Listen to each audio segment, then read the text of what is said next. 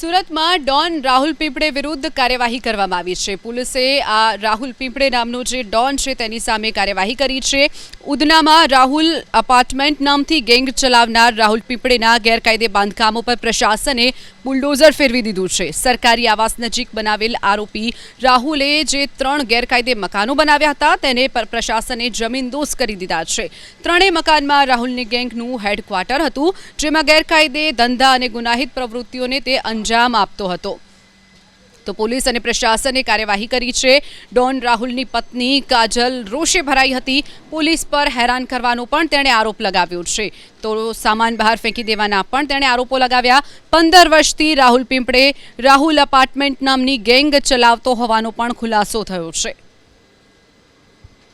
વધુ એક મહત્વના સમાચાર કચ્છ તરફથી। કચ્છમાં હની ટ્રેપની ટોળકી ઝડપાઈ છે। હની ટ્રેપનો શિકાર કરતી ટોળકી કચ્છના ભુજ શહેરમાંથી ઝડપાઈ છે।